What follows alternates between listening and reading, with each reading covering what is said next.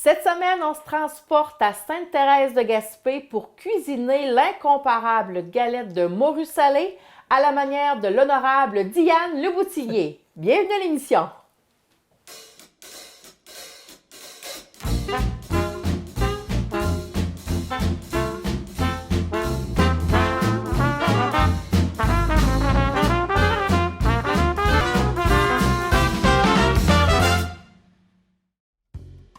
Diane, merci beaucoup d'avoir accepté l'invitation. C'est un honneur pour moi aujourd'hui de cuisiner des galettes de morue avec toi. J'en reviens pas que je suis ici dans ta cuisine. Marie, écoute, moi, ça me fait tellement plaisir parce que je suis quelqu'un qui aime faire à manger. J'adore ça. J'aime les recettes aussi de nos parents puis de nos grands-parents. Donc, Ça tombe bien. Moi, c'était un AB, c'était du bonbon pour moi aujourd'hui. Avant de commencer, Diane, on va faire 3 avertissements. Je tiens à mentionner qu'on est vaccinés, alors toutes les deux. On est quand même à une proximité, alors inquiétez-vous pas, on est consentantes. Et deuxième avertissement, on se connaît depuis longtemps, on ne parlera pas de politique aujourd'hui, alors on va se tutoyer. Oui, et se concentrer sur la cuisine. Cette semaine, Diane, ensemble, on va cuisiner, comme je le disais d'entrée de jeu, les incontournables et incomparables galettes à la morue salée gaspésienne. J'ai trouvé ça en faisant mes recherches là, pour mon émission. Puis je suis tombée sur une photo de toi avec Radio-Canada qui était venu là, faire de quoi avec toi là, pour parler des galettes, dans le fond. C'est ça, puis j'ai fait là, à plusieurs reprises, même d'ailleurs, dans une rencontre des nouveaux arrivants en Gaspésie, dans le secteur avec Stéphanie Roy. J'avais préparé avec les nouveaux arrivants les galettes de morue là, pour faire connaître les produits du terroir. C'est simple, pas compliqué, ça prend pas beaucoup d'ingrédients, mais c'est excellent. Puis toi, c'est une recette qui fait quand même partie de ton bagage culinaire, si tu veux? Oui, c'est une recette qui vient de ma mère, qui ma mère l'a appris de sa grand-mère, puis ça fait vraiment partie là, des produits du terroir, donc de la morue séchée. Oui, parle-nous des ingrédients, c'est ça. Fait que là, on prend de la morue, vraiment, là, ça peut pas venir plus d'ici, là. On va chez notre poissonnier, puis celle-là, des fois, je les prends à Sainte-Thérèse, des fois à Grande-Rivière, ça fait que j'ai toujours ma morue sec. Comme on dit, nos bits de morue. OK. Ça nous prend des grillades de lard fraîche. Fait qu'avec du poisson salé, du porc frais. Avec du poisson frais, du porc salé. C'est le contraire. Fait que ça me prend des œufs, des oignons, des patates, de la farine, du sel, du poivre. Pas plus compliqué que ça. Et ketchup. Puis là, en plus, tes œufs, ben, tu me disais que c'était des œufs vraiment frais de tes poules à toi. Effectivement, Jacques est allé chercher les œufs ce matin au poulailler. Ça fait que les poules étaient contentes de collaborer à l'émission. Fait qu'on va commencer tranquillement en jasant. Est-ce que tu me fais faire quelque chose? C'est quoi les étapes là, pour faire des galettes de morue? Ben, écoute, la première étape, là, puis moi, là, je l'ai fait hier. Tu prends ton poisson parce que c'est très salé. Là. Fait que j'ai mis mon poisson dans l'eau froide et hier soir, fait qu'il a passé la nuit au frigidaire à dessaler. Parfait. Fait que ça, c'est vraiment première étape. C'est assez important. Importante. Après ça, on a besoin d'avoir, on prend notre lard. Puis, on le coupe en cubes. Ça fait que c'est déjà fait. Fait que on a coupé en cubes.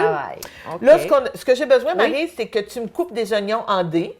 Fait que, dépendamment des gens, moi, j'aime beaucoup les oignons. J'en mets beaucoup. Si tu aimes un petit peu moins les oignons, tu en mets un petit peu moins. Parce qu'on laisse l'espace aux cuisiniers, là, puis à ceux qui, aux goûteux aussi, là. Mais chez vous, on les mange plus... On aime les oignons. On aime les oignons. Oui, puis apparemment que c'est bon pour la grippe l'hiver, ça fait qu'on mange des oignons. J'ai mis mes verres de contact, je suis correcte. Fait que moi, je vais laver mes patates, mes pommes de terre, puis je vais les mettre à bouillir. Puis je garde la pelure. Mais c'est ça que tu me disais? Oui, parce que avant ça, on pelait toujours nos pommes de terre. Mais là, ils nous disent de garder la pelure parce que la vitamine est dans la pelure. Puis je calcule environ là, 1 pomme de terre et demie par personne. Là, ce que je fais, je prends mon porc. Pendant que mes patates bouent, parce que tout se passe en même temps, moi, ce que je fais revenir mon porc dans la poêle. Fait que je fais revenir mes petites grillades. Puis ça donne, le porc, ça donne un bon petit goût à la galette, là. Ben oui, ça vient avec. Faire du poisson salé, ça date Bien, depuis le début de la colonisation, là, parce qu'au niveau gaspésien, on était des exportateurs de poissons salés, mais on en a tellement pêché. C'est pour ça qu'on a eu le moratoire sur le poisson de fond au niveau de la pêche à morue. Quand la pêche à morue a arrêté en Gaspésie, c'est vraiment dû à la surpêche qu'on a fait. Puis c'était une façon aussi de sécher puis de saler le poisson. Le garder? Ben oui, c'est ça. Parce qu'avant, il n'y avait pas les congélateurs, puis il n'y avait pas tout ça. Non, puis il n'y avait pas les frigidaires. Ouais. Ça fait que... Puis c'est ça. Fait que c'est vraiment des recettes, je pense, qui datent là, de très, très longtemps. Là. Effectivement. Mais qui a resté d'actualité ou qui a resté tout de même dans nos familles, là, parce que on a tous grandi avec la galette de morue, j'ai l'impression. Oui. Puis, bien, on la vend partout dans les restaurants. Oui, on aime ça. Ça se sert bien avec c'est un repas complet. Tu le manges avec quoi? Moi, je sers ça avec une petite salade. Fait que moi, ce que je vais faire maintenant, c'est je vais faire cuire mon poisson. Ça fait que, comme je te dis, il a dessalé toute la nuit dans de l'eau froide. Puis, ce que je fais aussi, là, je me prends un morceau parce que le sel puis le soleil a cuit. Il est pratiquement cuit, mon poisson. Là. Ouais. Ça fait que je viens toujours goûter. Je viens toujours goûter pour voir s'il est très salé ou pas assez salé. Parce que je vais pouvoir, si c'est un petit peu trop salé, je peux changer quand je vais le mettre à bouillir, avant que mon eau bout. Je vais pouvoir changer l'eau encore. Oui, ça fait que pour qu'il perde du sel. Fait que je mets mon poisson.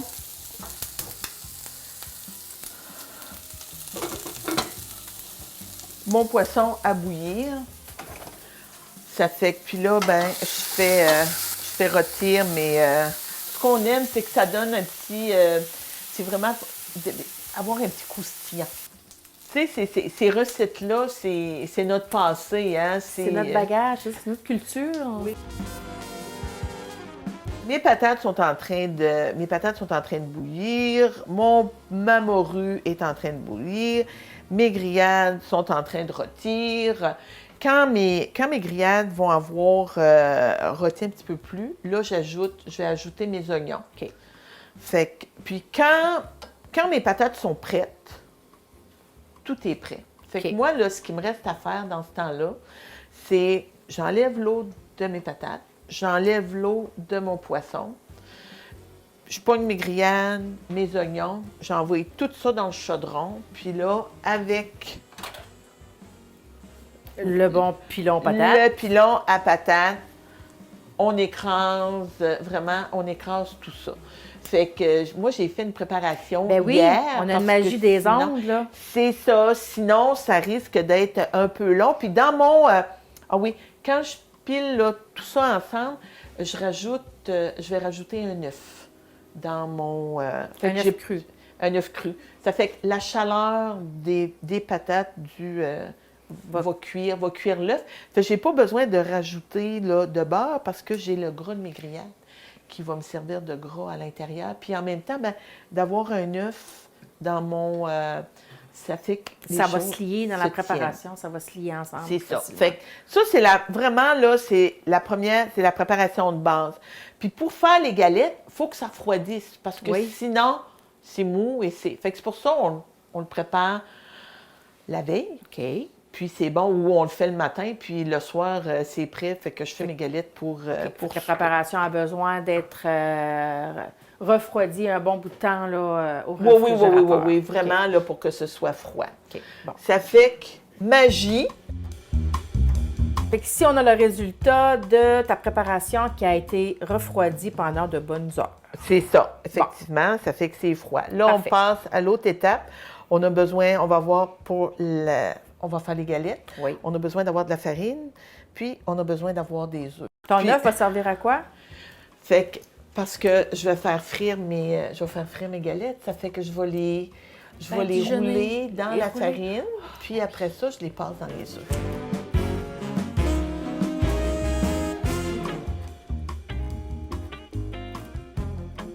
Fait que là, ce que je fais, c'est que je me prends là... Une bonne portion. Une bonne portion. On fait... Ce qu'on va faire, c'est qu'on passe la galette dans la farine. OK. Et ça va empêcher aussi, au niveau des liquides, là, quand on va faire frire, là, que tout se mette à voler partout. Une petite barrière. Puis, c'est ça. On passe la galette dans les œufs.